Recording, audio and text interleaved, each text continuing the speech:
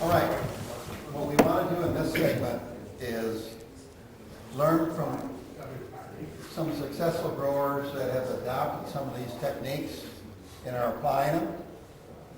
And so we got this grower panel. We work with them one way or another, and it may be manure treatment or crop or both. And so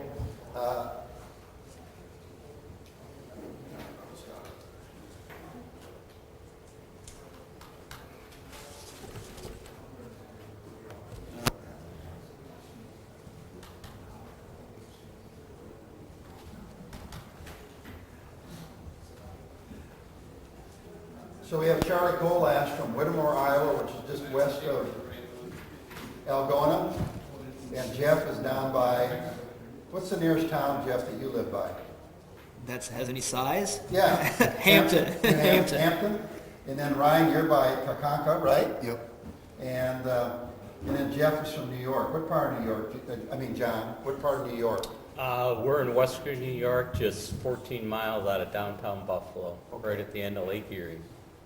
So what we want to talk about with them is how they've tried to establish regenerative and sustainable farming practices and systems on their operation to try to maximize profitability.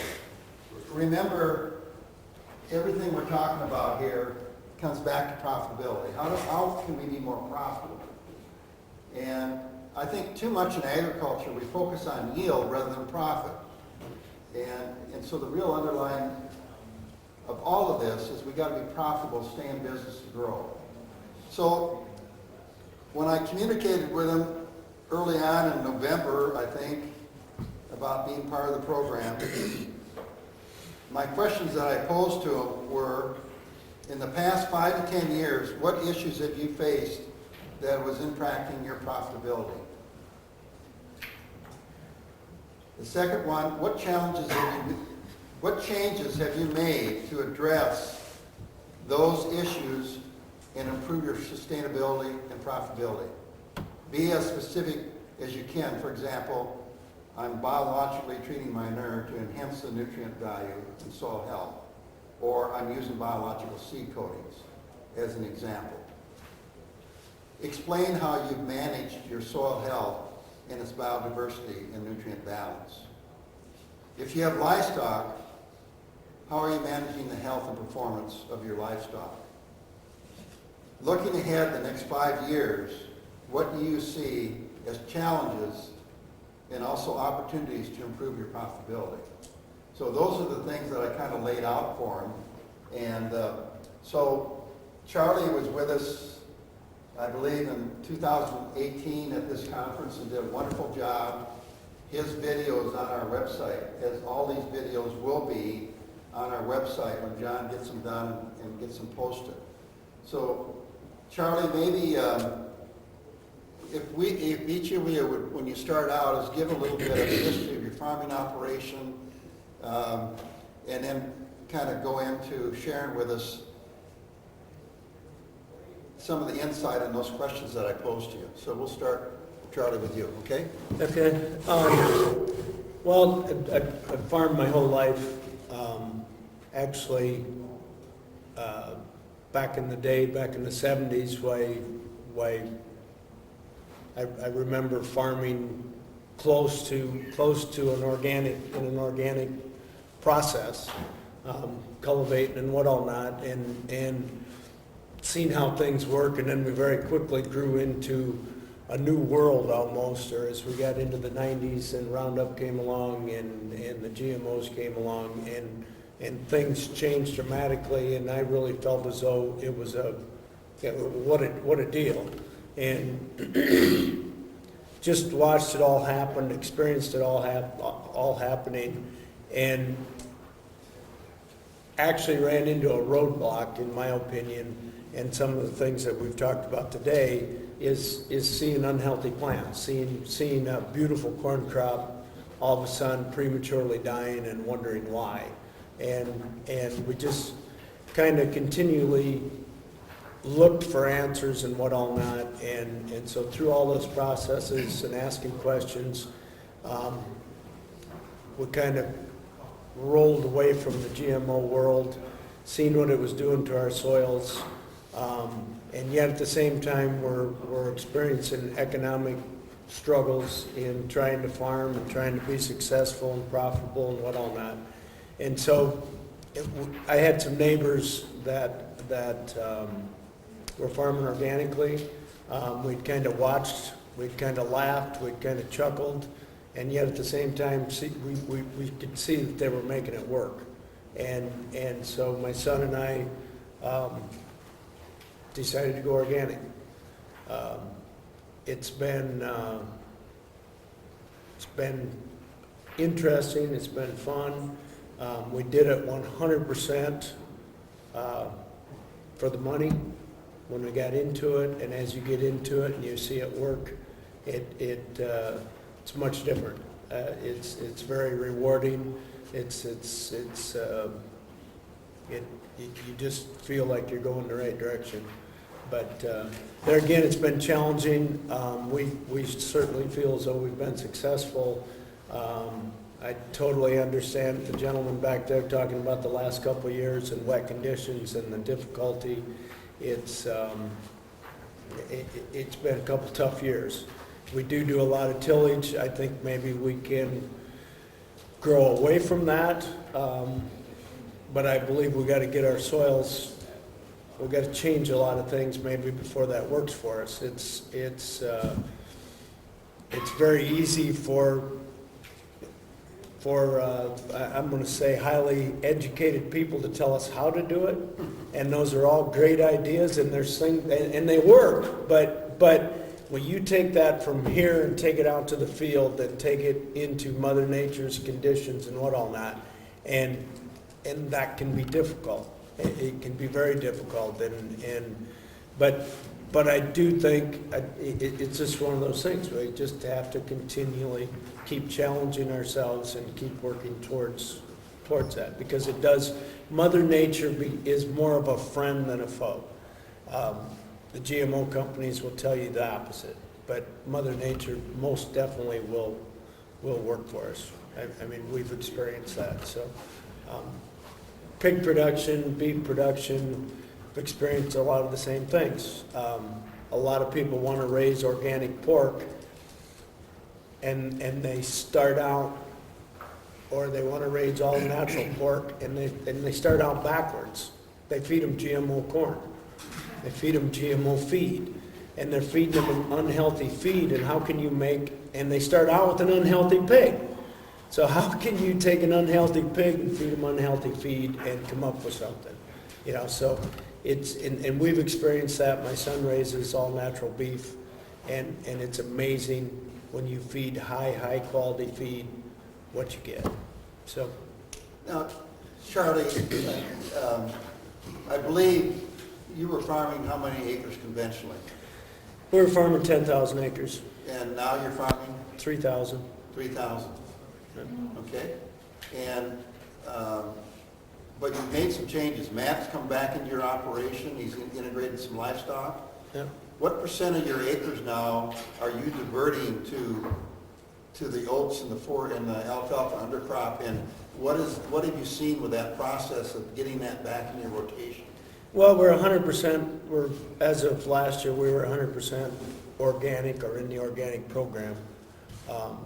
So we had last crop year, we had a third of our acres were second year certified organic, a third of them were first year certified, and the other third was in the program either 1 year or second year. So we have given up any farms that we didn't think qualified to farm organically, such as maybe they were too rolling because of our tillage. We wanted to try and manage our erosion the best we could. High quality soils, soils that were high in fertility, and good drainage, and whether they were drained or whether we could drain them, in the future. So that's kind of our criteria. That's where we're at today. And then you get into your crop rotation, and so your certifier says, well, you got to grow a small grain. And you think, why do I have to grow a small grain? I can't make money growing a small grain. And so we didn't necessarily fight that, we just put it off and said, we'll do it when we have to. At the same time, we grew 20 acres of oats the first year, 40 acres the second year, 60 acres the third year, and last year we actually had 600 acres of oats. The rotation is everything, and we just learned that. We were told that, we didn't believe it, and now we've seen it, we've experienced it. We plant clover with our oats so that after we harvest the oats, we have something growing. They're giving us nitrogen, they're giving us carbon. The clover, the combination works really well. And so we look at it and say our oat year is a break-even year, but yet we've experienced the fact that we'll grow 10 to 15 to 20 bushel more corn following the oats. And so if we take that profit that we got on the corn a year later and give it back to the oats, it's actually a pretty good crop. So it's patience and more patience, and just trusting in the system because it works. So what have you noticed, so how many years have you done oats in the undercrop now? Is this 3? No, we've done it every year, so we've followed oats 3 years in a row, Okay. with a few acres, and now that's getting much bigger. So what are you seeing from that in how quick do you see the soils change or Well, how they work in the response to the crop? A good example, we started out our first year and we thought we were pretty smart and pretty good at what we did. And the neighbors had told us it was kind of our honeymoon year. And I thought, this isn't hard.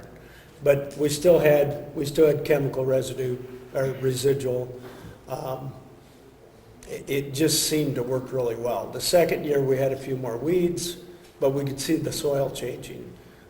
So we've been able to experience first year transition, second year transition, third year organic, or first year organic, in the system 4 years. And when you go out with a cultivator and you start cultivating, you can absolutely see the difference. The first year farms, they're hard, the fields are unhealthy to start with, the soil's unhealthy from the use of GMOs and whatnot.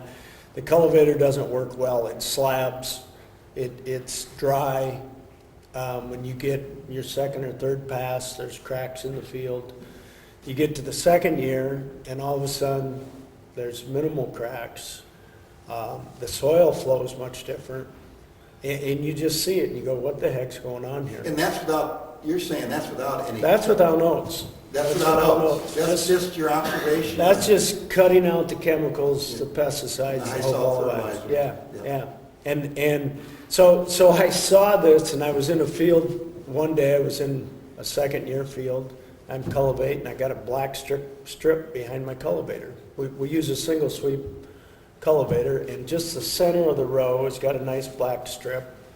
The soil's flowing nicely. I go to a first year field and my cultivator shanks are going like this, and there's dust behind me, and you just see it happen.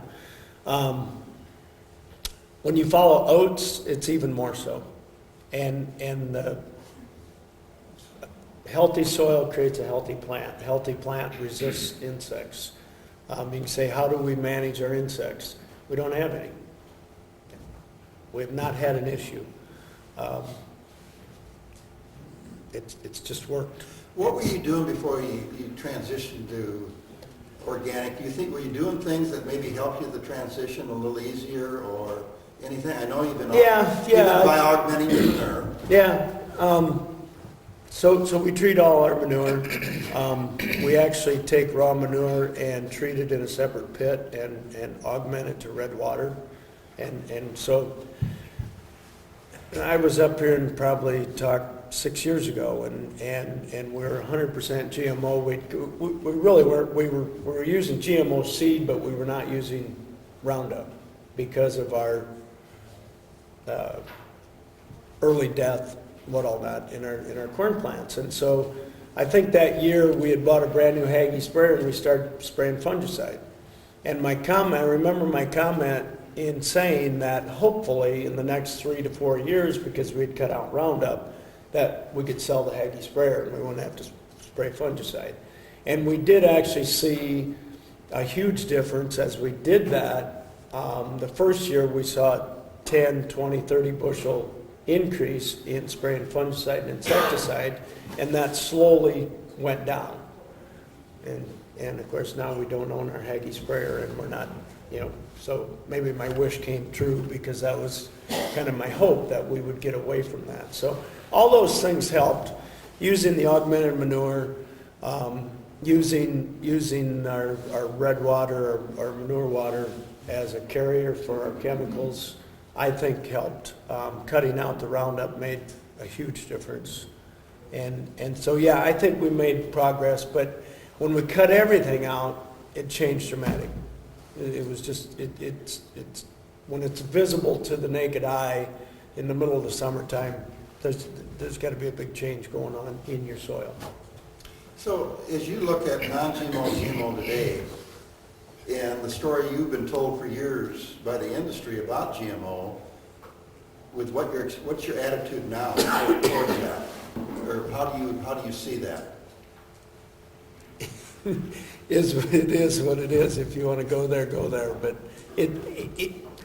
I think it's corporate America absolutely taking advantage of the American farmer. It's corporate America making money off our backs. And they're not going to quit doing it. I was a seed dealer. I bought into all of that. I had a lot of fun doing it. Grew a lot of really good crops. But in reality, I think it's corporate America living off us. They're farming through us. We're producing the crop for the cost of production, and they make a profit on everything they sell. If you would have kept going in more the conventional route you were, do you think Matt would be with you today? Probably not. I don't know. So what is that transition, and how have you integrated him into the niche where he's excited about being part of the operation? Well, it was just the desire to become more sustainable and to produce a good product and to watch my grandkids grow up in a healthier environment. And the fact that we can be profitable allows him to carry on and be a fifth generation farmer. And he's actually brought you were in the swine part, but he's actually brought the value-added beef into the operation. Yep. And that augments the whole Right. clover. Yeah. So it's been, he's grown all natural beef, using organic products and doing it without antibiotics, doing it without steroids and what all not, and doesn't have sick animals. Has not, have you yet to have an animal die. He's got 25 cows and grows 40 calves out every year, sells them as locker meat, sells quarters, halves. Honest to God is not, have you had one calf die, Matt? One cow die? I haven't given it a shot yet. Yeah. So he's proving to me that it can be done. I didn't grow up that way. We grew up feeding a lot of cattle and a lot of pigs, and you automatically went to do chores with a syringe in your hand. It's just the way it was. So it can be done. And when you said you're farming 10,000, was that a lot of cash rent or what? I certainly didn't own it. Yeah, it was a lot of cash rent. Got high too. A lot of high cash rent, yeah. And you had something like, I believe, 30 finishing barns? Swine barns? Probably, yeah. Yeah. Were they with Smithfields or Christmas? Had some with Smithfield, some with Iowa Select, a variety, just a variety of things. What's your whole insight in regard to that niche as being a grower raising for these vertical integrators and their focus in working with you and what's in it for you? What's your take on all that? It's a job. It's a good way. I look at what do I get out of corporate America and the hog side of things? I get nutrients. That's it. I guess I'm using them. Yeah. Okay. if you want to put it that way. How much of that manure you get on an acre is it? Of the What's that? 3,000, how many acres you get of manure every year? We have manure for all our acres. We do 3,000 acres. Oh, yeah, yeah. Oh. Yeah. We'll use some chicken litter, but most generally, it's all hog manure. With all the rain we got, were you able to keep them fields pretty clean from weeds? Nope. Not bad. We had a struggle getting a good stand of corn last spring, and so where we had a poor stand of corn, we had weeds. Where we had a good stand of corn, we did not have weeds. Why was the stand, what do you think, there was a stand issue, Charlie? Drainage, compaction. It was just a tough environment. It was just a dang tough year, and we had a lot of rain, but it's when you use hog manure or any type of animal waste for your fertilizer program, you add compaction. You have to get it out there. You have a wet fall. It's just a tough situation, and how do you remove that compaction? So it was just a tough year. We had a good fall this year in getting all of our nutrients out there and getting our tillage done. So we're looking forward to this spring. But How many other, elevators you got? Three. Three. Yep. but you have what, how many thousand acres of organic do you have right in your neighborhood down in that? Oh, in the West Bend, Algona, Emmitsburg, Whittemore area, there's probably 50,000 acres. More than that. Really? Yeah. Yeah, and some of those guys have been in it, what, 5, 10 years? 10, Did they 12, struggle 15. too this year? Yeah, Yeah. yeah. Where do you haul that corn down there, or what, or you feed it, or what? SunOpta is up here in Hope, Minnesota. They were bought out by Pipeline. We have Schooler Grain. We have a variety of chicken companies on the East Coast and the West Coast that come to Whittemore and buy West Bend and buy corn. You said by Hope? Yeah. Hope. Just where they're, over here by Hope. Yeah, SunOpta is in Hope, Minnesota, but That they're. way just went through there this morning, I was wondering what that was. Yeah. Well, there's a big facility on the south side of the road, and there's a small open facility on the north I've side. seen that on. And that's where- Pipelines on the north side. Yeah, that's mostly for hog feed over here, ain't it, when they do milling? I'm not sure. What kind of corn, what's the name of the corn you plant then? We're planting Great Harvest, which is a offspin of Beck's, or it's Beck's. Yeah, it's Beck's Organic Company. We use Prairie. It's an Illinois company. We use some Blue River. Federal Hybrid has some organic varieties. They have good corn, real good corn.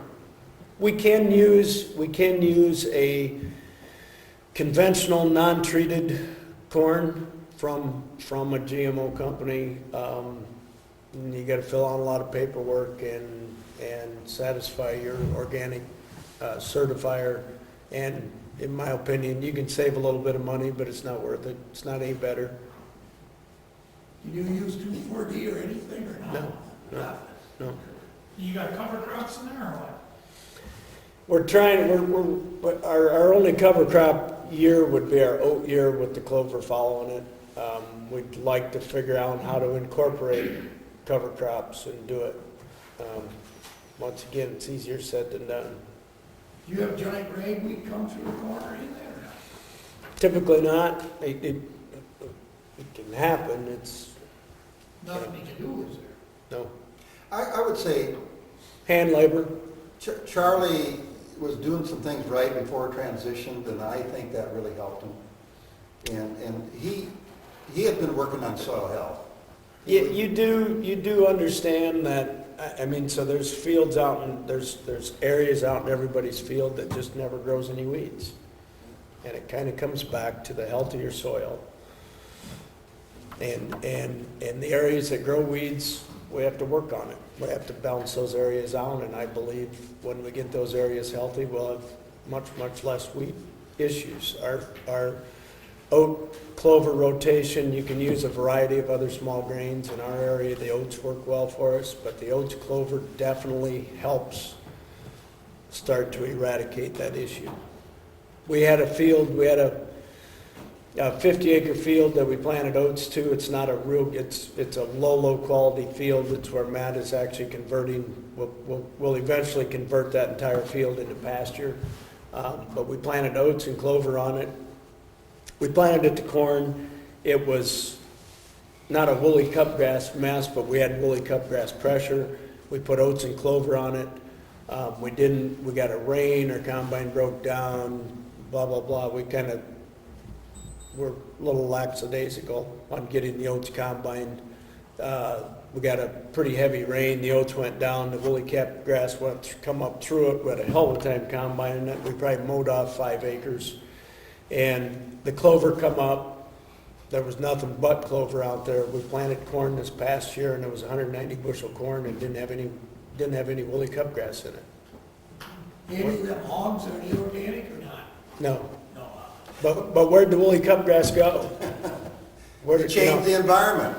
Correct. So everything that we listened to this morning, it can come true. It can happen. You know, Matt Wangen's here, and he runs some of my ground, we farm together, and he runs, I think, about 1,500 acres. And so about 3 years ago, I put, I think it was 200 or 300 acres into kind of a cocktail of cover crops, and I underseeded it with red clover. Then we baled that off, and then we treated it with our fermentation cocktail of microbes, Yep. and wrapped it. Yep. And then we took 2 more crops off, and the clover was still there. And I fed that hay, believe it or not, for almost 3 years, and none of it spoiled, and the cattle loved it. Yeah. And then Matt came in, and he planted right into that clover. And I mean, you could track those fields for 3 years, Yeah. the effect. Yep. So what we're going to do is take about 15, 20 minutes with each one, and then we'll come back to open it up to questions. So if you got questions, write them down. So Ryan, tell us about your operation. I farmed 700 acres of corn and soybeans and started to get into biology probably 4 or 5 years ago. And switched to all non-GMO, I guess. It's working great. Okay. And why did you switch to non-GMO? Actually, I worked at Winnebago Okay. Industries for about 10 years in there. It's just because we were a small farm. Yeah. So I was just getting started, and financially it's tough. But there's a lot of big savings in switching to non-GMO, and the combination of getting into biology and non-GMO has worked out fantastic. Did you think you gave anything up on yield by going non-GMO? It went up. Okay. I did side-by-sides, several of them. A lot of companies sell hybrid in a triple stack and all the way down to a non-GMO version. And I did triple stacks versus non-GMOs, 7 to 10 usually. The non-GMO would beat it by. And that, I don't even know what to say about that. That's the exact opposite of what everything I was taught. Generally, it would happen in the end. It would fall down. That's what happened to me anyway.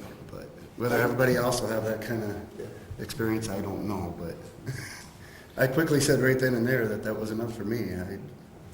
Why buy it? What Now, about cutworms and all that stuff? I don't know what to tell you because I haven't had any trouble. I do a lot of inoculating though too, so I think there's 2 sides to that story. I use like their Profit Co PB, and I've used a couple other products. I think as you get strong, good biology, it can keep the bad out. That's my theory, and what the guys who seem to know what they're saying is happening. And you got plant health. Yeah. It's plant health. yeah. And The insects and diseases go after the garbage. Yeah, absolutely. it's a lot easier to have plant health in non-GMO than it is in So what are especially some of the triple stacks. things- That can be a disaster.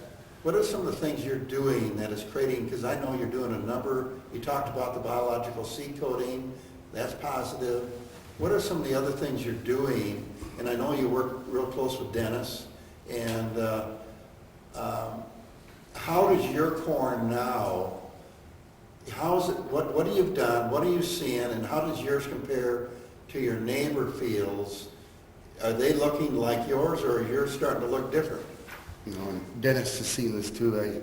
I usually am one of the first to plant in my neighborhood because I do a lot of tiling so I can get out there early. And generally, like this year, I think I was greening an extra month on some of them. And some of that could be hybrids. I tend to plant later hybrids. But the stay green now is getting phenomenal that in the end there, and that's where the yield's coming on. I just met with the banker yesterday, and from what he was telling me, from what he's hearing, personally, probably 30 to 50 on corn, more than what's usually coming in the door, and 10, 20 on beans, right in that range. So, and there's a lot to what I'm doing, I guess. Well, tell us about it. What are you doing? Okay. And do you want us to look at that? Yeah. So those are passed around here? These colored ones are actually sap tests. And I got started with this with another guy. They're trying to test the sap of a plant. And the idea is it gives you like a 10 to 14 day window to apply. So they're taking the sap from the top of the plant, and the theory is that it's traveling down to the roots and going to send signals to the roots as to what the plant's looking for.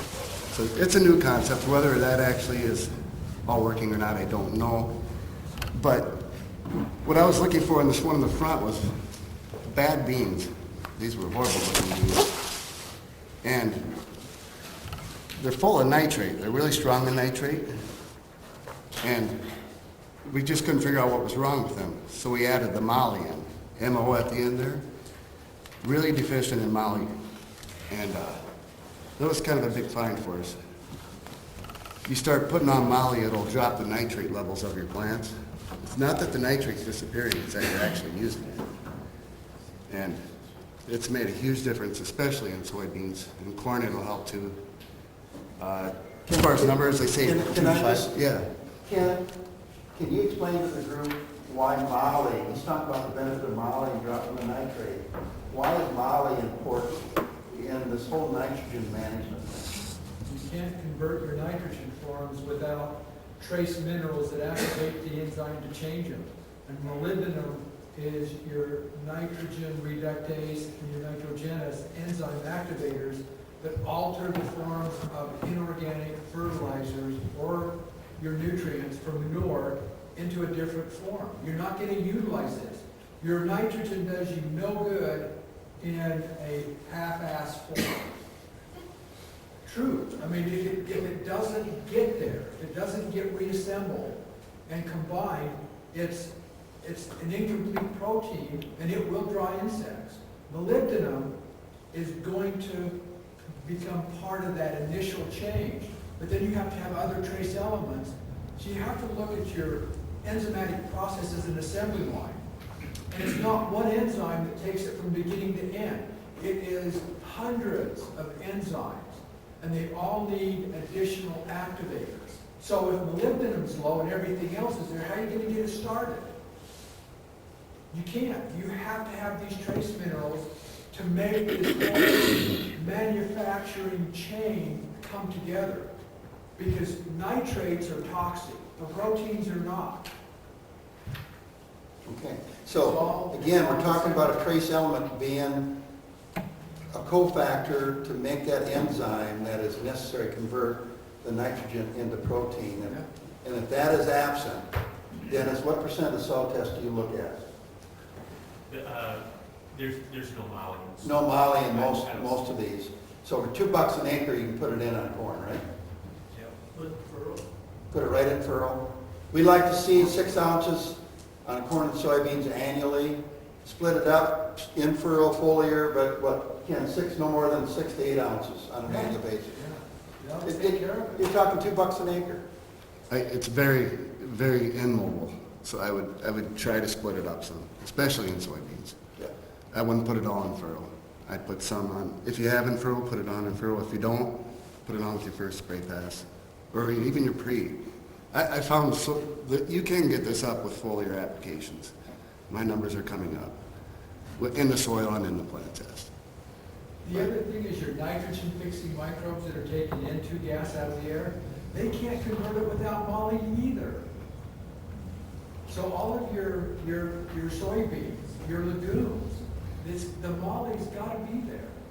That's how I look for soybean roots. I dig them up.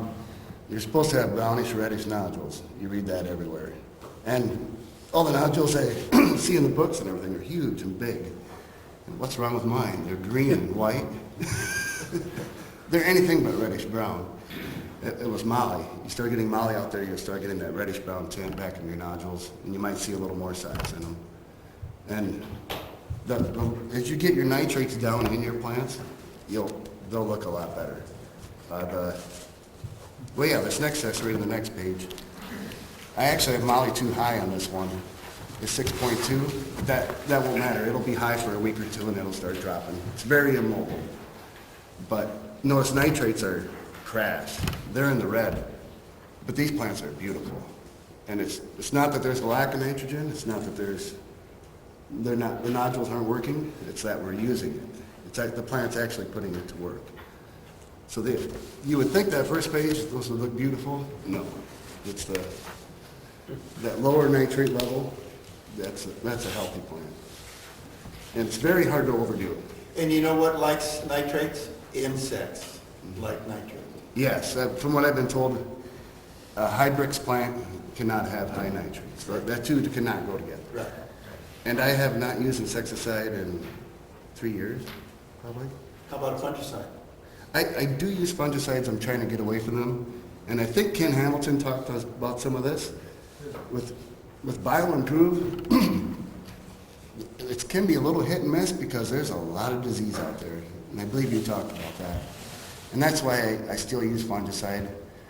And because with my BioImprove trials, I got hit by northern corn leaf blight so bad that it didn't really work very good. And I put the two together, and then that's how I'm getting that late stage rate. On the fungicide side, if you use the O2YS, the chitosan, Chitosan. it is so much more effective because you have an initial kill of the pathogenic fungi just from the application of the chitosan.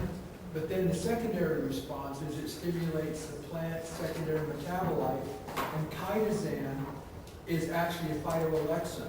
And so when the plant says, oh my gosh, there's all this chitosan around, it ramps up its own secondary production through the metabolites, its own chemistry.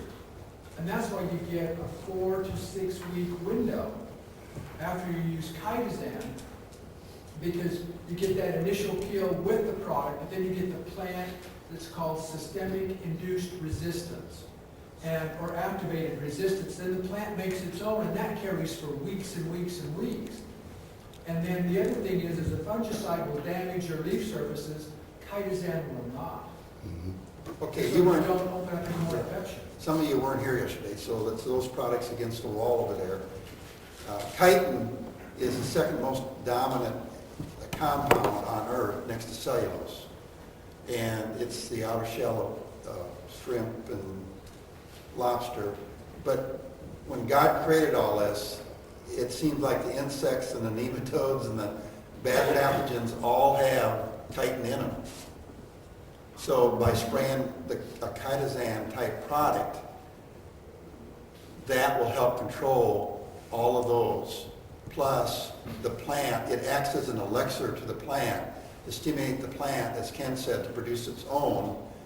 And so you get residual effect, plus it enhances the growth of the plant. So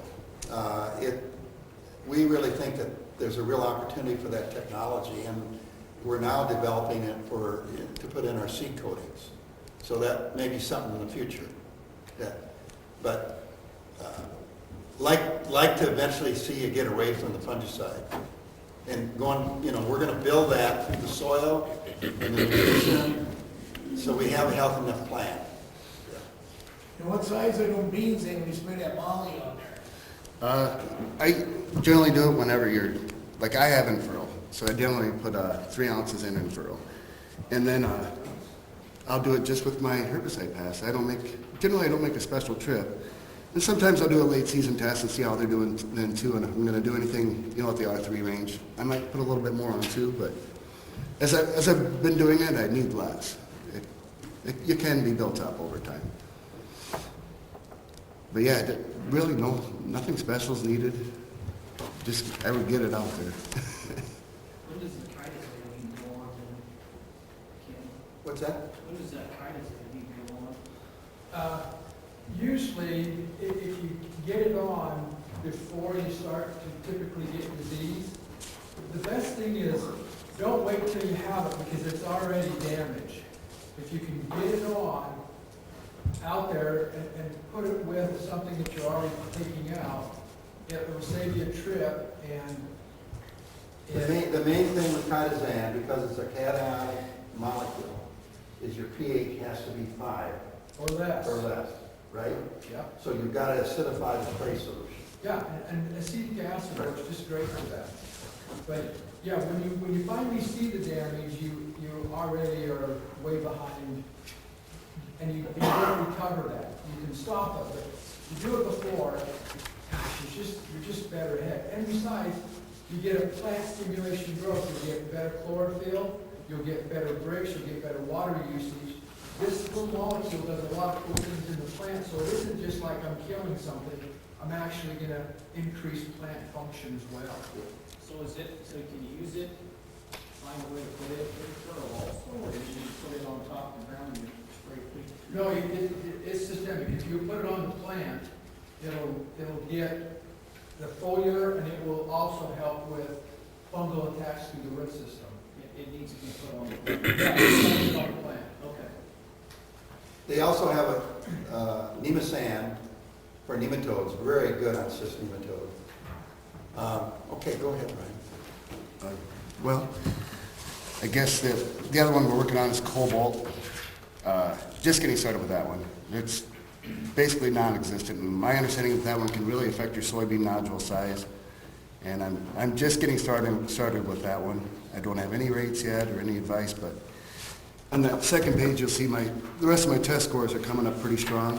And from researching cobalt, that can be common. It can help bring some of your other things up. I don't know how to explain that, but I think I'm starting to see that. Your other elements can come up with the addition of cobalt, especially if it's non-existent. Like my soil tests, I can't remember the parts per million, but it was horrible for cobalt. There's none out there. What about your boron? Boron, for some reason, I'm horribly short on boron early in the season, and then it magically appears in July. Really? Yeah. That's crazy. We had a field that we were low through soil tests, we were low on boron.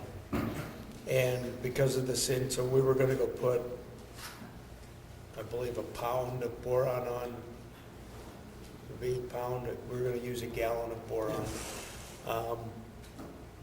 before we planted, and it's just, the field dried up, we planted it, we didn't get the job done. And so we come back, and we just sprayed it over the top after the beans were a foot tall. And that field just exploded. I'm gonna say it made a difference of 7 to 8 bushel. It was unbelievable. They were June 8th beans, and the same variety that we had planted in several other fields. They were point blank 8 bushel better, and there were 64 bushel beans planted June 8th.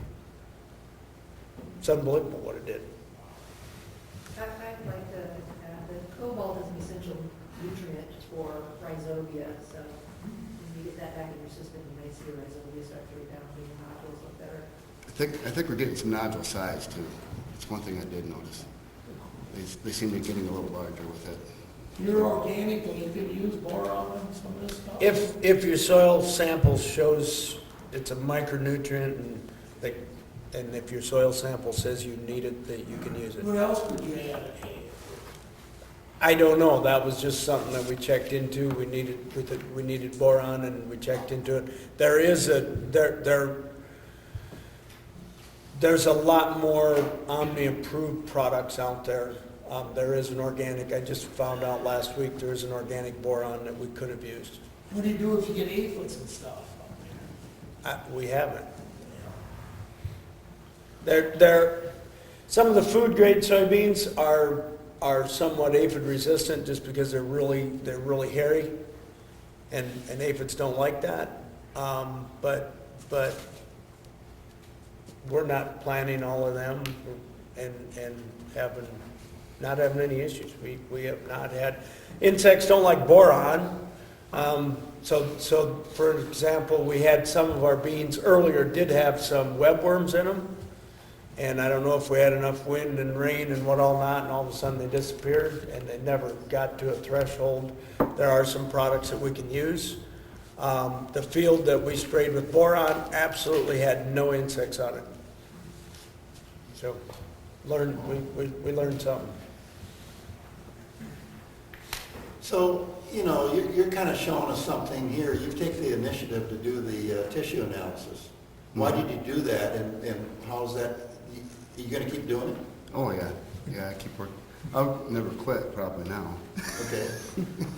No, I love this. Once you get into it, it's fun. Trying to find, problems and try to fix them. And, yeah, no, it's great. The will to win is determined by the will to prepare and to observe, right? Mhm.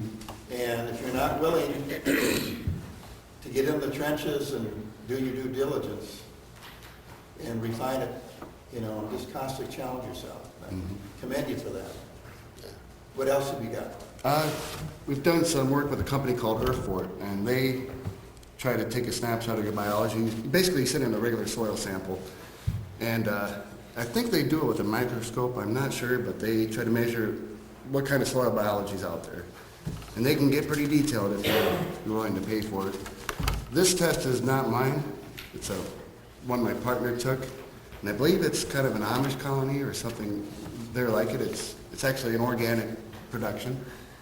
And if you look down through, they're capable of producing 300 pounds of nitrogen a year annually, just with their soil biology. It's amazing. That was the huge find for them because I'm 75 to 100 in my farm. That's the number they came back with. So we're kind of looking at the differences between these two, and I'm way high on bacteria and way low on fungi in comparison to where these guys are at. I think my total fungi was 14. Theirs is 272. My bacteria was in the thousands. I don't see where theirs is at right now, but yeah.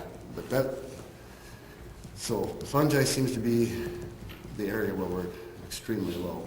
Your nitrogen fixing potential, I talked to Matt Slater, I work with him all the time. Oh, so you know this guy. This is the guy. It's Yeah. direct microscopy analysis on your microorganisms. They do a physical count, Okay. and Yep. they're very good at this. And so when these come back, they're going to be very accurate, but your nitrogen cycling comes from the presence of your protozoa in relation to your balance of bacteria. Okay. So get your protozoa up. Jim can show you how to do it. You can do this very, very easily. When you get your protozoa up, your nitrogen fixing potential goes through the roof. Yeah, that could be, think of the profitability there. I mean, Huge, huge. no, it's quite a deal. And we took my test 3 years ago, so we'll probably do another one this year. We're hoping inoculating these things is going to improve it over Will. time. You will. Get your protozoa in there. Cranks it right through the roof.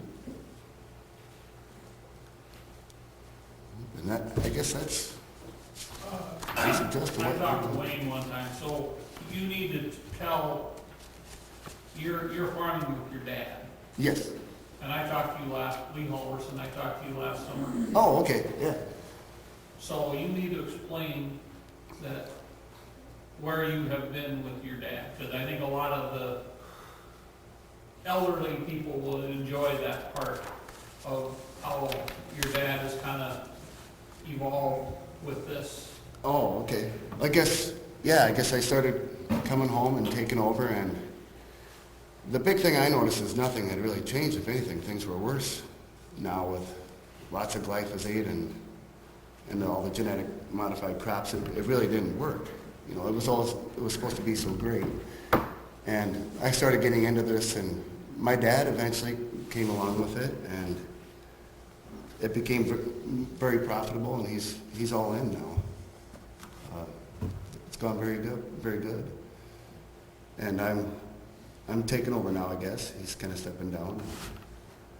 We still crop share, so he's out there every day, but Well, when I was talking to Wayne, Wayne's comment to me was that he thanked Wayne because he says, I'm crop share, you increased my take on the.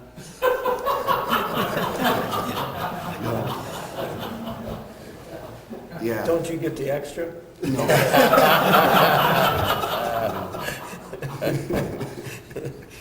Yeah, I don't think I'll get him to quit now entirely. He can walk his in. Okay, Jeff, tell us a little bit about your operation, and you're doing some unbelievable things. You're always looking at opportunity. You start treating your manure. You're seeing some things there. So kind of tell us a little bit about the background of your operation. Yeah. Kind of like Ryan did, you know. So I guess first you got to understand a little bit about my past. I guess I have a past that's a little different than most people up here. Like you, I came from about a 700-acre farm, and my dad always had hogs. When time to decide whether I was going to farm or do something else, I chose something else. Or actually, I was told to choose something else for a while. So I did, and I became involved with seed production. And I spent 15 years in seed production, went to Iowa State, worked for Monsanto, worked for Syngenta for a little bit, for a long time. Basically, was in production and did some stuff with a little bit with breeding associated with those guys, and also during my internships I worked a little bit with seed science too. So on the seed side I have a pretty well-rounded background. And anyway, about 2010, got tired of getting ran around and wanted to spend more time with my family. And so I talked to my dad about starting a transition process. So in 2010, we started a transition process as far as myself coming into the farm, even though I was still working with Syngenta at the time. 2012, I put up my first hog barn myself, and then 2013, I gave my resignation, and 2014, I officially started farming full time. And I also put up another hog building. So one thing I have been blessed with, my father took excellent care of his ground. In my opinion, he drained it. He's done a lot of things that were positive, set the stage for me to really take it to the next level. By chance, I don't know if it was a decision of his or not, but I know he didn't like working with anhydrous. He started working with liquid fertilizers about 30 years ago. So we've had no anhydrous in our ground or no dry fertilizers for roughly 30 years. Now, I can't say we did utilize commercial fertilizers pretty heavily during while he was farming because he didn't have as many hogs. And now since I've started running the operation, we have a lot more livestock, a lot more hogs. And we cover, about 75% of my end needs are covered through hog manure, and basically 100% of my P&K needs during the corn are covered through hog manure. Going back to why I started working with Profit Pro, the first situation was I was in my hog barns, had a tremendous fly problem in one of my barns, just horrible, and started looking out and looking into what could I do. And so through mutual contacts, I met these guys, applied the product. First 2 days didn't notice nothing. And then about 2 weeks later, walked in my building, there's no flies at all. I mean, it was none. And that crust I had on that manure is gone totally. So that was kind of an eye-opener right there. I didn't start using them for I wasn't thinking about soil health or anything like that when I started working with them initially. But that was my first experience. And that really stuck out because that first time you couldn't even open your mouth in the building without getting a fly in it. So, and it just, 2 weeks later, and ever since I've used their products, I have never had fly problems again. So that's really stuck out in my mind. That was 2017. Something else happened in 2017 that really started me thinking about soil health and what those microbes are doing. Had the opportunity to rent one of my wife's aunt's farms, decided to do so. It's a wonderful 90 CSR farm. got the fertilizer, or the maps back for as far as doing some testing for soil test, and I was like, whoa, this is not what I was used to seeing. It had single digit P's, K's were horrible too. Soil pH average was like 5.7 for the farm. So it needed a lot of work. So it became a project farm of mine. And the other thing is there was, I don't know why, but there was two or three fence rows in the middle of the farm, right in the middle of the farm, that had never been taken out. So we took those fence rows out. And then I took the skid loader and I dragged the dirt back. And I'm like, whoa, this is pretty good stuff. And I just got done, I just got done doing some disc scraping on some stocks, and those stocks were, I'm used to nice robust stocks at the end of the year, and those things just splintered. The fertility was not there for the K and copper and whatever, it just wasn't there. And I could tell a huge difference in that soil. But then I removed took those fences out, I was like, wow, this is pretty good stuff. And, I spread that dirt out, and the next year, when I flew it with my drone into my yield monitor, I could see exactly where those terraces were at. They had a great, and it wasn't just where the terraces were at, even where I spread that dirt out for about 10 or 15 feet on each side there, you could see that even on the yield maps. I was like, wow, I just basically inoculated my soil with good, or that poor soil with a lot of healthy microbe population. So that really was a turning point for me to start thinking about it. Now I'm not as far in my journey towards soil health as some of you other guys. But that was when I opened my eyes. And since then I've started using, the bioaugmented or with Mother Nature, whether it's Mother Nature myself, 2018 and 2019 have been the two best crops that our farms have ever raised. And in actually 2019, surprisingly, that farm that had such low levels, granted I've been pouring the coals to it as far as fertility and all the other stuff, that farm doesn't get manure, but I had at least 3 or 4 farmers pull me inside and said, you got the best looking beans out there. Most farmers don't usually tell other farmers how good their crops look. So, yeah, that's usually the case. You usually don't hear about that, but they talk about it. But so that was a really big compliment to me. Yeah, all I can say is that there's something there, and I want to start making headway as far as improving my soils. Now, you've been doing a lot, with the biology side and inoculants. Mm-hmm. What experience, how long have you been using our inoculant? Is it 2 or 1 year? This 2019 was my first year. This will be my second year. So what did you see in 2019? So in 2019, first of all, we, like everybody else in the state of Iowa and most of the Midwest, we had a wet, cool year.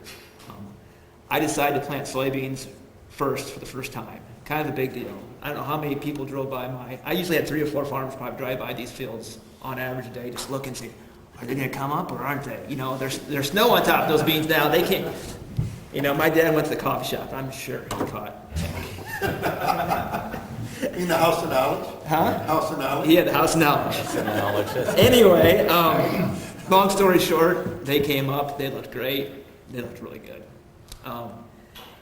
And I don't think that I'm pretty sure I wouldn't have had the stand I had if I wouldn't have inoculated them. As far as my corn crop, one thing I really noticed is that during this wet, cool year, even though I don't use a starter or a pop-up fertilizer, the stuff I inoculated, it came on the ground and it just kept going. Even though it's cold, wet conditions, it kept going, it seemed like.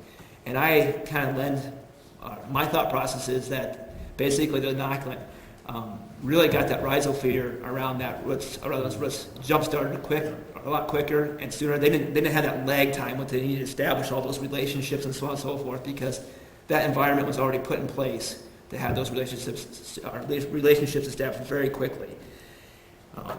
What I can say is that and the performance on that corn was very, very good. So, Is there anything else that I guess, so where are you going from here? If you look out 3 years, what are some of the things you want to... So some of the things I'm throwing around in my head. After last night, I was... No-till. I had a lot of things I was throwing around my head that I was like, whoa, kind of a sleepless night. But anyway, I have another notebook here. at home, or back in my big briefcase back there that I carry around, and it's all full of stuff from last night. I spent about an hour scribbling stuff back and forth, and I don't know about this plan, man, and, you know. So what I can say is that I'm going to continue on my path towards improving soil health. I'm going to use probably baby steps. You know, I'm going to continue to augment my manure, really starting to believe in that. Another story about that, not to talk about that off the subject, but I tell you what, I sent you guys a video of that manure being stirred or being agitated, and I've never seen manure move so freely. There was no solids on it. One of my dad's building, which was built in 1997, the year after I graduated high school. Don't know why I could build confinement then, but he did. That building has always had problems as far as we could not get that building empty as far as when we pumped it out. This year, this is the second year on that with the bio-augmented manure, and we got another 6 inches out of that than we ever have before. So that, I think it took a little while to get those all those solids broke down with those microbes. They did it. So, but anyway, going forth, plan to utilize more, or I plan to try to improve my soil biology by basically the augmented manure, continue with the inoculants. Going to look into playing with some humics and folics this year and try stimulate some trace elements, that kind of stuff. I think that's where I'm going to go. It's going to be a slow process, but I'm going to head down that road. I might try some conventional corn. I'm kind of slow there, but I'm being talked into it. So. Well, being a wiffle dealer, right? Yep, might as well. Well, all the data that I've seen, we do a lot of work with Outlet Seed House. Charlie, you've seen it. Yeah. I mean, the conventional corn many times out yields the $500 bag stuff.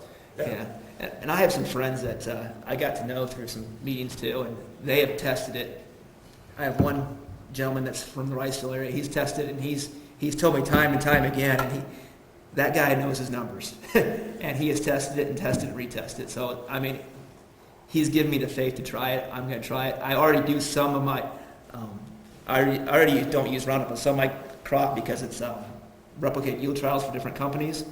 So it should make that transition pretty easy because I'm already spraying that field with a non-Roundup ready product. So. Well, pick out, no more than one or two things each year. That's the hard thing. One or two, after you come to me like this. Yeah. Shotgun, double barrel. When has Jim only offered you 2 or 3 pounds? Take a look, right? Yeah. You guys are all non-GMO and what about spray drift and stuff from neighbors? What happens there? You can't do any of that. I lost 6 rows on part of one field last year. It happens. We have to do a buffer around all our fields. I mean, as far as a harvest buffer that we sell as a regular crop.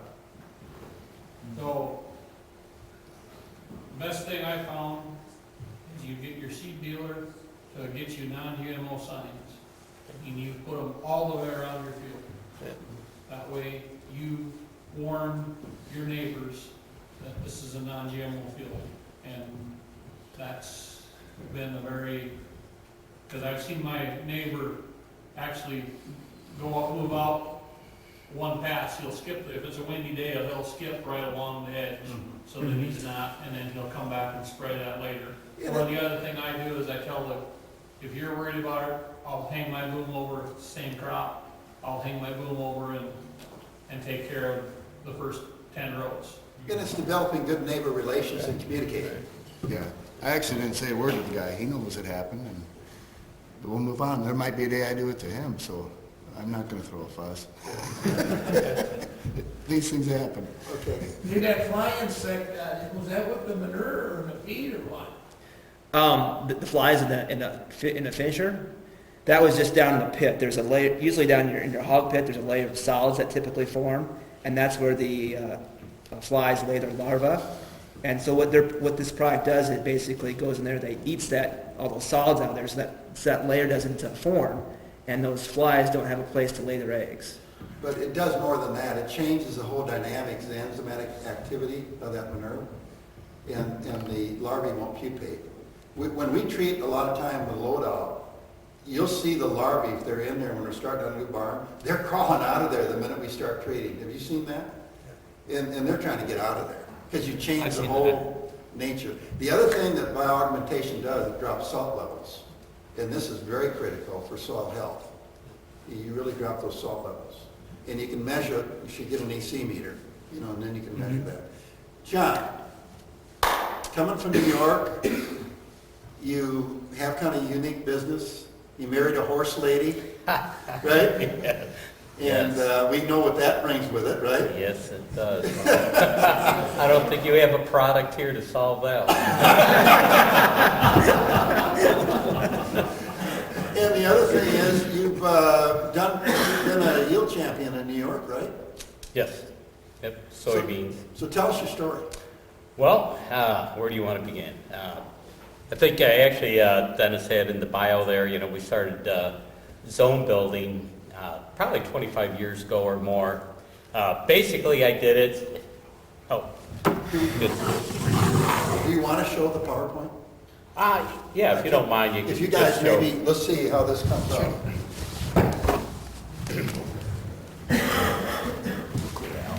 Dennis, do you want to do this right here?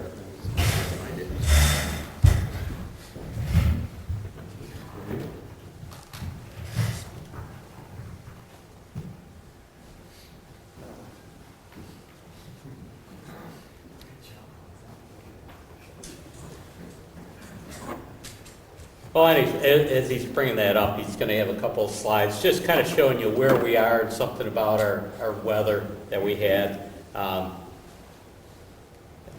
Dennis, you going to flip through them, or Here. There's a remote clicker right there. you can click for me there, Okay, Jim. okay.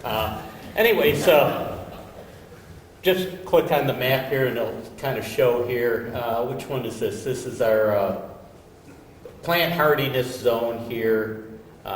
That we were dealing with, and I think if we would have had the other picture up first, you'll see, yeah, there we are, right there, just south of Buffalo. I'm literally 14 miles out of downtown Buffalo.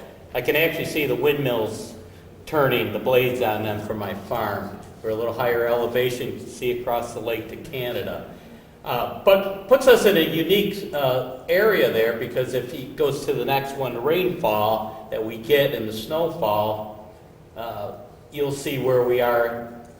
This doesn't show it as much, but right where we are, it is a darker green. Where are you at here now? We're right, keep going down by the lake, right in there, right in there.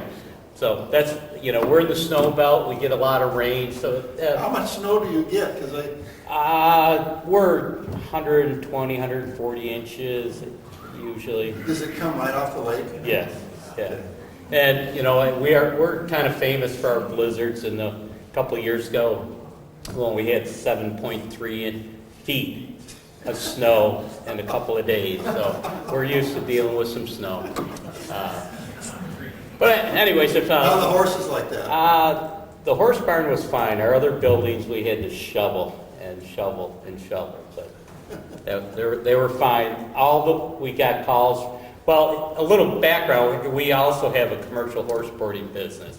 My wife and my daughter run that. They're a 33 stall barn. And so the biggest concern there was we were getting calls, are the horses fed? And of course, when you grow up with livestock, as you all know, they get fed before we eat. So yes, they were fed. We were able to get to the barn and feed the animals. So move on to the next one there, Jim, if you would. So this is annual cloud cover rank, which I don't know who comes up with these and how they rank it, but as you can see, that little dark blob again there, we're up in the 9 and the 10 area. So again, here's, you know, some of our unique challenges with the cloud cover at the end of the lake. I think there's maybe one more. Oh, what is this? So this is a dreariness index. Okay, all right. So again, we're ranked pretty high in that.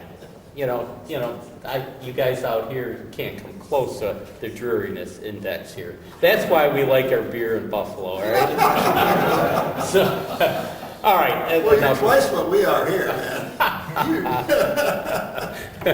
So anyways, just a little bit of slides there that we got from our crop association there to just show you where we're from. So back at it, we started zone building about 25, 30 years ago, and I did that just to save time. Okay, we grew up in a dairy business. We're milking about 270 cows, and my father always took care of the crops. I was telling Jim, and he laughed at this. I was a cow guy. I hated crops, all right? I just thought that was a curse of us Northeast dairy guys that have to grow crops. I take care of the cows. So as my father got ill and he finally passed away, that left it to me to learn how to do crops, which I gotta admit, I probably wasn't really good at it, but I was really good at feeding cows. I always had one of the highest herd averages in the county.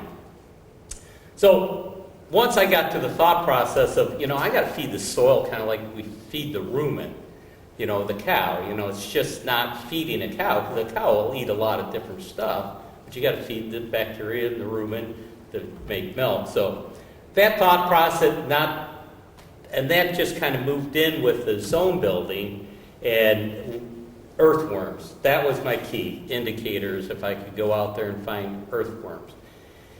And of course, most of the people in the neighborhood, because I was the only guy doing that, cutting the slots, using the Ray Ross and 3-gang coulters to come in and plant on the slots, so it was a little soil disturbance. And, of course, I had a learning curve. I was the talk in the coffee shop. My corn didn't come close to what these guys were doing, my neighbors, full tillage. So I'm a competitive person. A little bit more about my background. I wrestled a lot in my youth, coached high school wrestling for 25 years, still coach youth program. So damned if these guys are going to beat me, all right? I'm going to find out a way how to do better than them. And I'm a numbers guy, so I'm not going to just spend all kinds of money to beat them, all right? I'm gonna find a way that I can beat them in margin. So I got together with a neighbor, not a neighbor, he's not really close, but we call it collaborative farming. We needed to be able to quantify results. We wanted to buy technology. Neither one of us were large enough acreage to justify the cost. So we kind of combined forces. We said we're gonna put in this Ag Leader, RTK, auto steer, so we could quantify results. And the one thing we wanted to do is we wanted to go to a strip tiller. So, found this guy in Ohio, Pennsylvania, Conneautville, Pennsylvania, and he had a strip tiller and he had been doing it for years. So he said, come on out, we have this little field day. We get there, my son and I, and meet up with Dennis. He had no clue he was there, but we got looking at what the guy was doing. He was growing beans, continuous beans, I believe, right? Years, bean after bean. And he had some beef cows. He's been using cover crops, so it's not completely continuous beans. Right. We won't throw him under the bus here, Dennis. But Carbon back and, yeah. So. he was using the Manure Manager product, and he had beef cows like I had, and I just couldn't believe the lagoons. There's ducks on it. And I go, man, I got to try this stuff. So that's how we got associated with Dennis, and that was our first one with the Manure Manager. And then we decided, there's some good stuff here, and we started with the seed coatings. And not to brag, but I am a long ways from home, so I can tell a lot of crap right here. All right, I get my arm real long and pat myself on the back. But once we've been with you for what, 5, 6 years maybe now with the seed coating, and if we charted our yield just right up like this, and our fertilizer costs are going down. We're still baby stepping our way through it. We can't figure out how to get cover crops. But we know that soil health is just huge. It works. I think some of these tests, I'm learning a lot of stuff here. We're trying to figure out these tests. 'Cause I'm kind of anti-university guy, because, you know, they come back with soil tests and you kind of wonder, then you go to the next lab and then somebody says, well, they use this different method to get the results, that's why it's lower. Okay, so now who is right? The lower or the higher, all right? So you got these questions. So I'm the guy that gets out there, as my one neighbor called me the corn creeper, because I'm in everybody's cornfield. I got my wife's garden tools, and I dig up roots. I get out there and I just, you know, move dirt, smell dirt, look at, and just see, because they do some things different. If it's better, I want to know if it's better, because I'm going to beat them. So that's my, you know, I just look at that stuff, and these tests, I haven't seen these tests before, and I think that's something that I'm going to look at very hard. And as far as all the stuff Ken and Wendy were telling, man, I was just hoping Dennis was paying attention. All right? Because I can't comprehend all that stuff, but we're certainly going to refocus, figure out how to do the cover crops, and if anybody's got a good way, boy, talk to me. We were talking about that the other day, because you've got a challenge, because you're spread out in the smaller fields and. All right, we're suburban farming. My county's got about 1 million people in it. Our county fair, I was telling these guys and they can't believe it, but our county fairgrounds, which is owned by our ag society, is 4.5 miles from my farm. I actually farm across the street from it. We get 1.3 million people through our fair in 10 days. Right? So I mean, we're in suburban farming, so we don't have the opportunities to fly out anything. We don't have, the guys with the high voice sprayers that can come in and do stuff for us. We finally got T-Mac, if anybody's in it, know that company bought out a local fertilizer plant. They're bringing in some of the newer equipment, bigger stuff here for us. But we are blessed. From my farm south is pretty much all farms. I kind of hold the line from the town coming out. But anything else that I guess is one of our biggest challenges there, is moving around and having the efficiencies of field sizes. So you have any livestock now? Yes, we also do all natural Angus beef. We retail to restaurants and some stores sell our product, and also to just the general customer. Been building that business, but I'm sure you could attest over there, marketing beef will eat you up time-wise like you wouldn't believe. It may sound easy, but it's a lot of dedication to marketing. And you have some bakeries or something that are using your wheat? Oh, yes, our wheat. We grow hard red wheat, not a huge grower of it, but we have a local bakery in Buffalo that uses exclusively our wheat.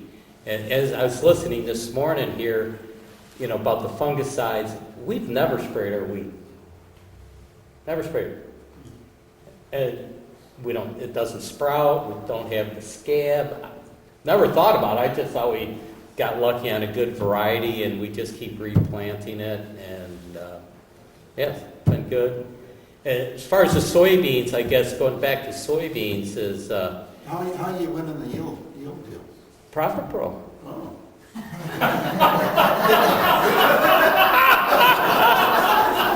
Somebody better roll Jim on.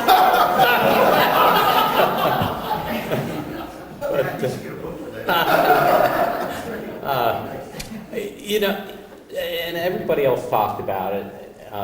Jeff here did. What we use that seed coating, and it really is kind of amazing because it comes out of the ground. It's healthy. You guys, when you plant that corn after a day or two out, when it's got that yellowish kind of knot, textbook yellow maybe. Boy, man, we're kind of eliminating some of that. It's not, it looks healthier. Soybeans, we don't spray no insecticide or fungicide, nothing. We may come back with the molly, we call it the pond water there, the Grow Pal, better known as pond water. The first time I got that product, I called Dennis back, and I go, what the heck is this? It looks like pond water, for Pete's sake. So, but, Dennis usually prescribes us some type of foliar on that, and we use the Herbalite Plus, so. When you're zone building, you still put fertilizer on, aren't you? With the strip tiller, when we zone build, we didn't. What we had found there after years of zone building and the less tillage that we had done, the tilth of our soil improved dramatically. I mean, you got to remember my father. I probably got my competition edge from him because he had to beat everybody in the neighborhood planting corn. Didn't matter if the land was ready or not. You went out there and you worked the ground because he seen the neighbor get the tractor out of the shed. So we beat up our soils. And we're full tillage, and you got just big chunks. Cause we're ore park, clay-based soils, and it doesn't like that type of tillage when it's wet.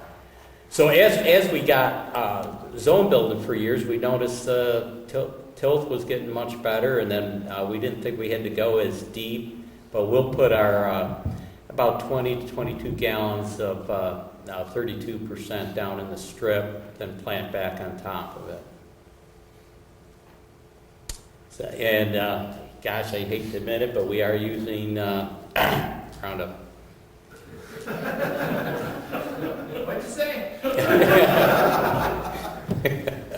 How big were the yields out there this year? We had the best ever yields on our peak yields. Our average yield was maybe a little on the corn, slightly less. We took it on the chin on the soybeans. We didn't plant a soybean until June 12th, and I think we finished up maybe the 28th, 29th of June, pulled the plug on it. Just didn't think it was worth planting at that time, and then, we planted in less than ideal conditions, had good emergence, then the rain stopped and we got in a mini drought. Well, a good story there is we've been picking up more land from my cousin, and he beats his soil up. Moldboard plows. He's probably out there plowing today. He loves it when it's froze a little bit on top and he can roll the dirt over. So he's been giving up some of his land to us, his rented land, and we have a piece diagonally across the street that we've had for years, and we planted his ground that we picked up from him, which is much better soil type if you're looking at soil types alone. And that was our worst soybean crop ever. We went in there, worked up good, planted good. We got about 27 bushel of the acre. Diagonally across the street, we're at like 52. Same program. Just right there, it just tells you how much the soil health benefits you. How did the corn yield then? We were hitting 270 bushel on our top end. Bottom end, we did some no-till, which was a flop for us. We no-tilled into some wheat stubble, but again, it was I think it was our second crop on that farm. And we just thought the weather, everything was good to do it. Then the rains came. I don't think it would have mattered if we would have conventionally tilled, strip tilled, or no-tilled.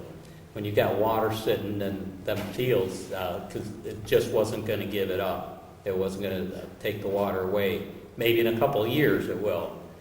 But so we had big bare spots, and when you add zeros in, it doesn't do much for the yield average. Tell them about when you won New York State soybean contest, what were your yields? What was it, 87.9, right? 0.9. 0.9? Yeah, 0.9. That was in 2018, which the thing there for us is when we got that award, the guy even commented, he said, boy, that's the first time anybody from Erie County is, we're just not blessed with that type of soils that match up with these other guys with the good soils and better farmers than I am, I guess. But and we won it 2 years in a row. This year we just didn't. It wasn't there. I think our high end was in the 70s. So we have hit over 100 bushel yields. It just so happens we never picked that spot for our contest. So we know it's there. We know we can get back there. So What do you average for corn out there, average yield? my farm average right now is about 170. But if we go back a little bit, some of this ground that we're planting corn on, it's pretty much grassland, and that's been my challenge. And I've told Dennis this before. I took some ground that was canary grass ground, that was canary grass for 20 plus odd years, and decided I was going to row crop it. And we started out, I think the first couple of years with that in rotation there, corn, beans, we were 107, 108 bushel maybe. Not good. And the beans seemed to do okay. The following year, corn was like 115. And I think we about through 3 rotations with that. And finally, we're up to 160, 170 on that ground.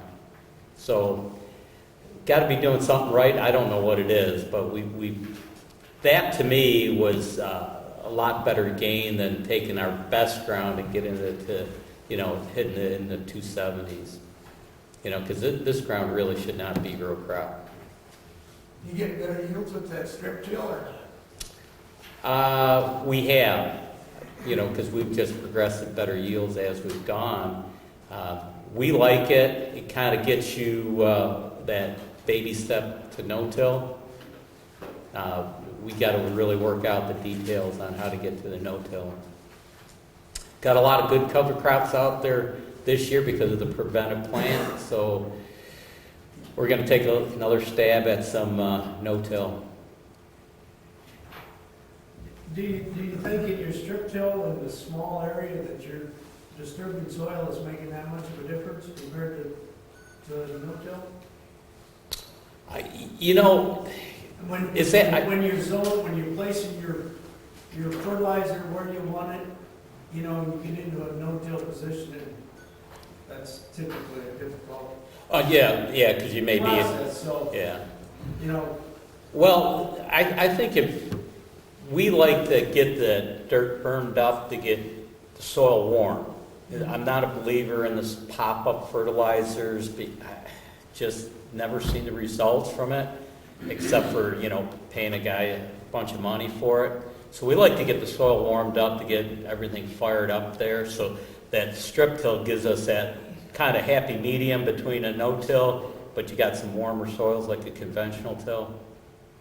So I don't know, Dennis probably and Wendy probably could talk more about that, but I can maybe. But that's my thought, is getting the fire, the microbes fired up in that warmer dirt quicker, and not having to use a pop-up fertilizer on it.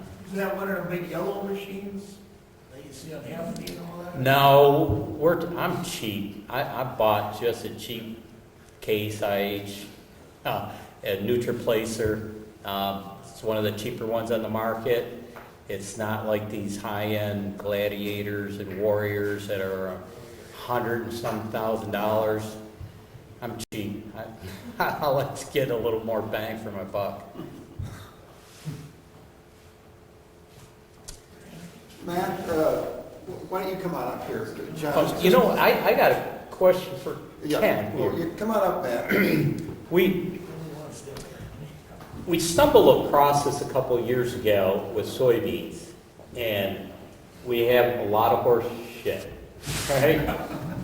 My wife's horses. Yeah. So anyway, we spread that out predominantly on corn stubble, and we're going to plant soybeans. And we found the one year, for whatever glitches, we just planted soybeans, no fertilizer, no nothing, just a horse manure, and that was our best yielding field of soybeans.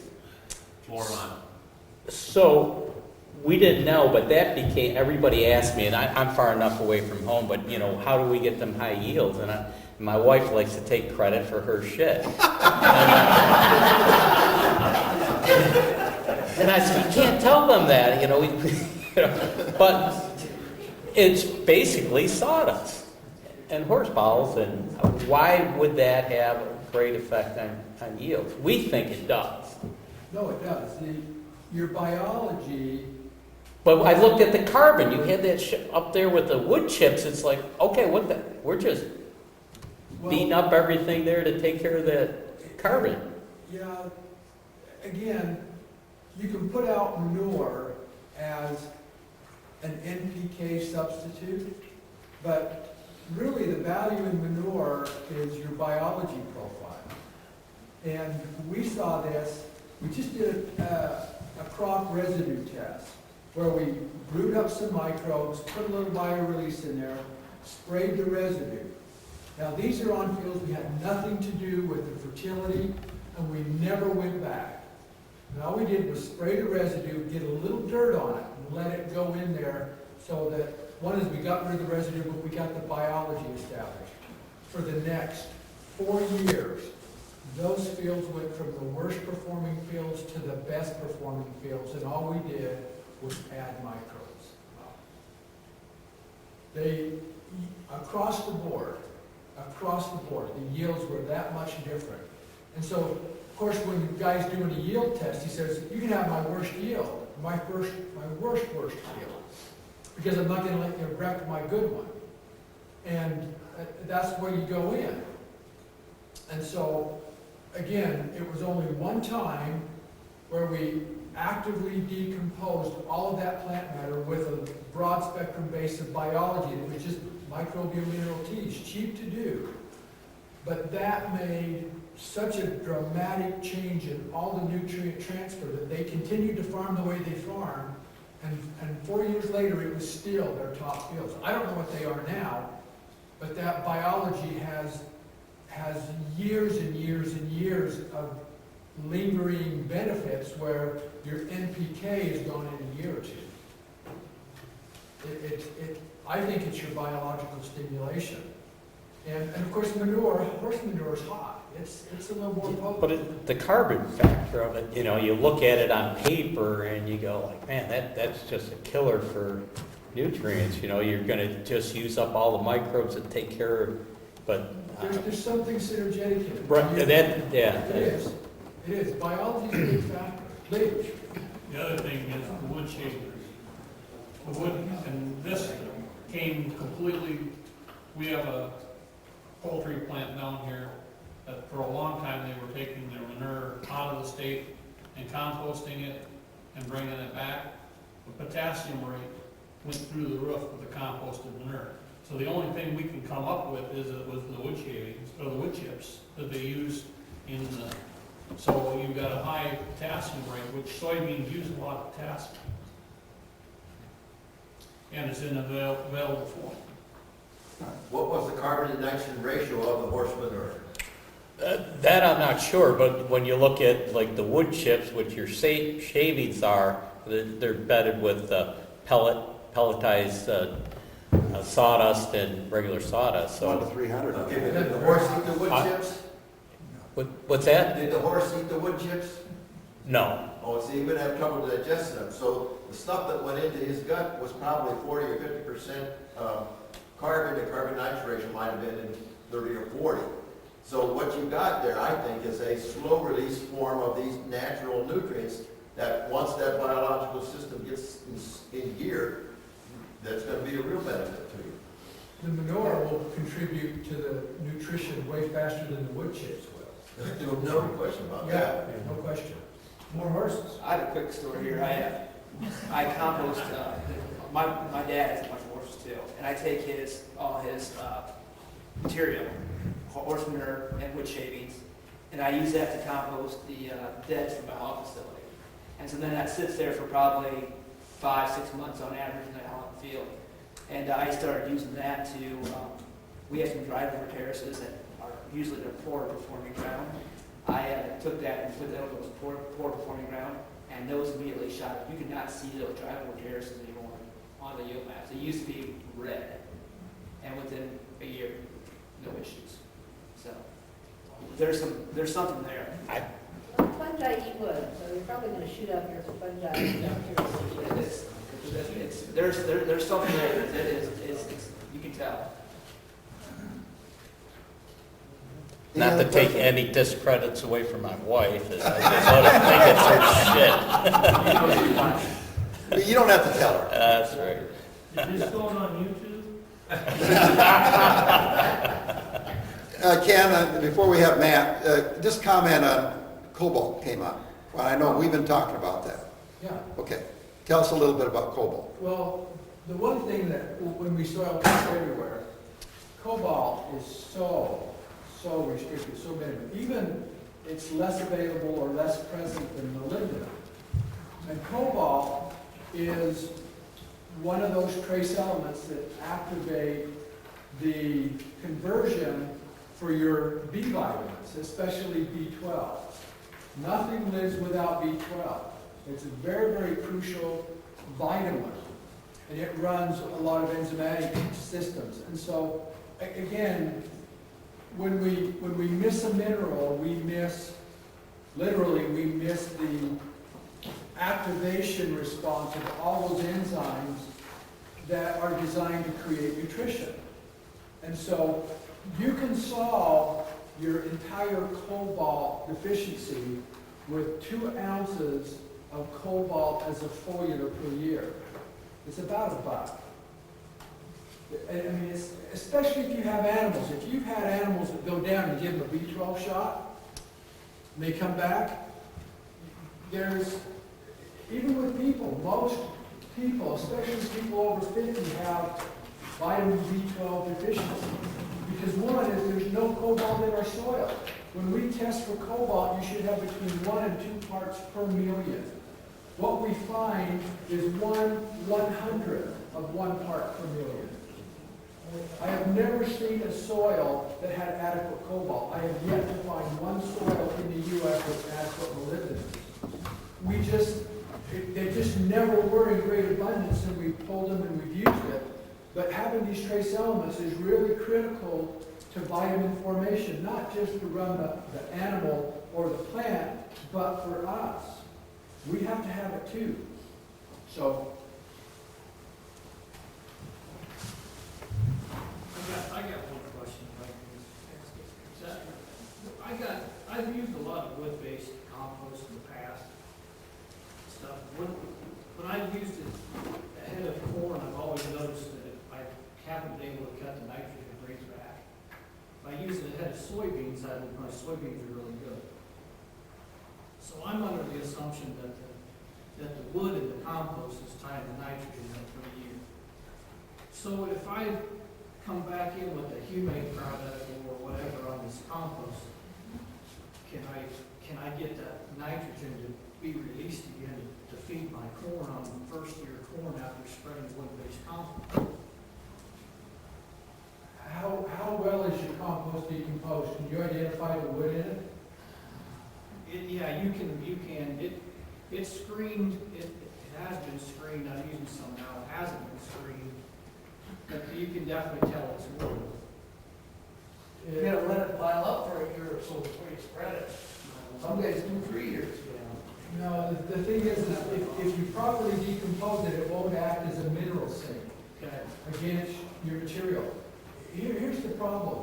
When you put a chip, a wood chip out in the field, all right, nature's going to start decomposing it. So what happens is, I think, is you tend, if you don't have fungi, which is the natural decomposer of your high carbon to nitrogen ratio material, you put wood out there, your bacteria have to go get a nitrogen particle to eat part of your sawdust to keep their ratio, and they'll rob your plant from the nitrogen that you apply. And your microbes will outcompete your plant where it's 100 to 1 because they're mobile. So you apply nitrogen, you increase that bacteria population, and they're gonna continue to consume the nitrogen that you applied in your plant will. You gotta remember, your microbes always eat first. So if you put out a composted product, you want it broken all the way down so that you don't have to use a fertilizer or lose a fertilizer to substitute the continuous decomposition process. You see this all the time like in Idaho, we have guys who have wheat stubble. And what the co-ops tell them to do is, throw out some nitrogen so it will go away. Because what they're doing is there's only bacteria left in their field, so they have to provide nitrogen. So they'll go out and put out 100 units of N and on the field to get some wheat stubble to decompose. Well, if they would just put out fungi, it wouldn't cost them anything on fertilizer. But to get that reaction, they have to give it liquid nitrogen so that the microbe takes a bite of carbon, comes back for the nitrogen, a little bit more carbon, a little bit more nitrogen, and they're using up the fertilizer. I can come back in with some fungi, though. If you come in with the fungi, you won't see that yield effect, because the fungi will take it out they're not going to come after your nitrogen. So what we tell the guys is quit using nitrogen, quit supporting the co-op.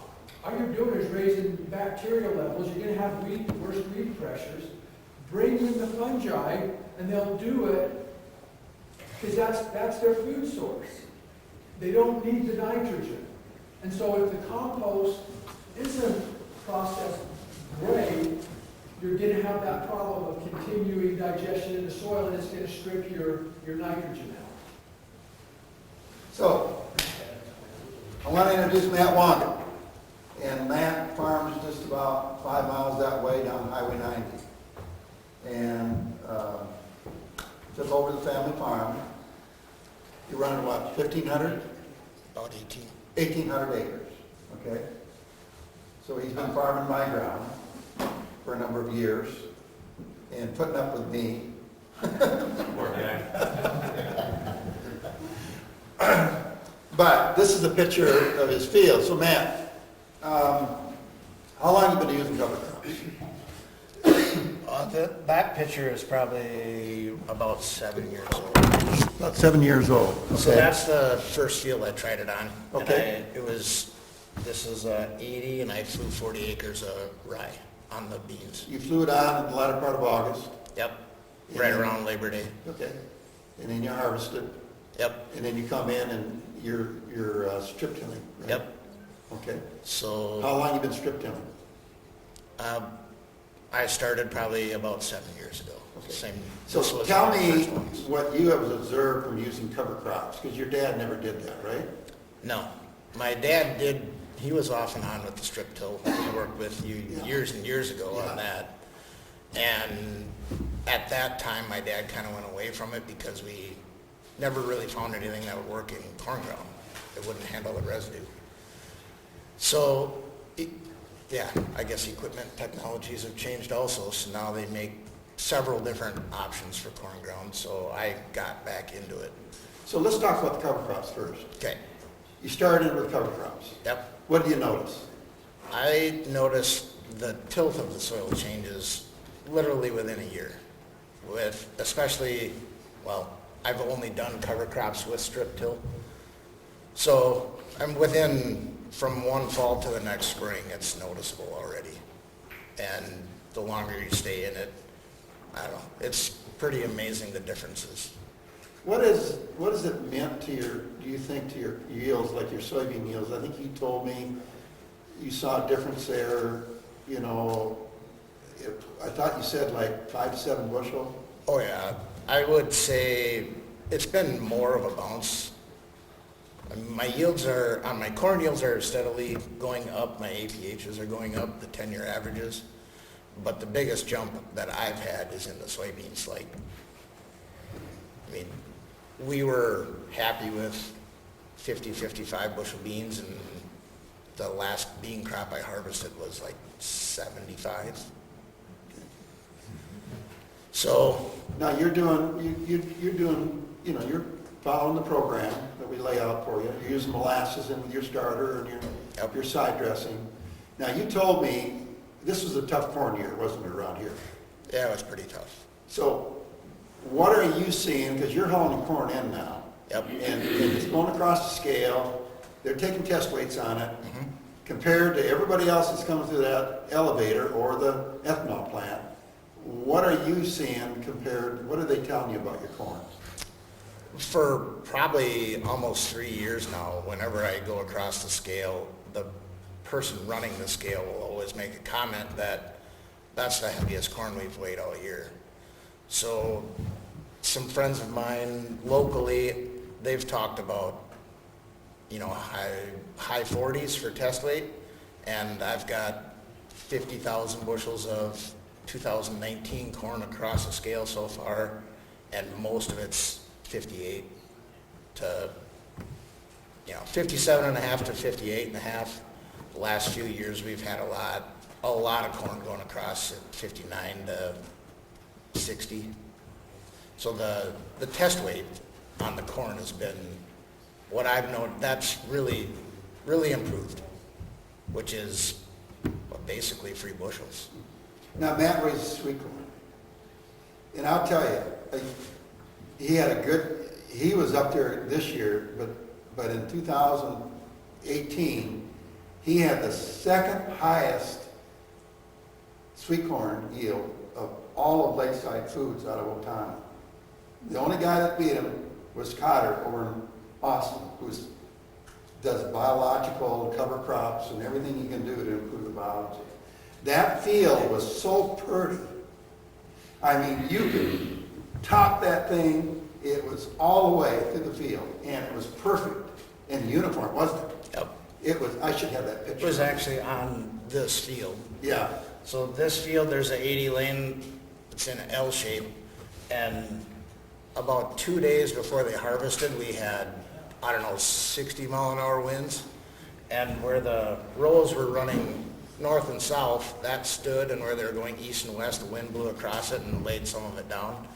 Otherwise, I'm fairly confident I would have had 10-ton corn in that field, planted in, like 28 or 29 of June. Yeah.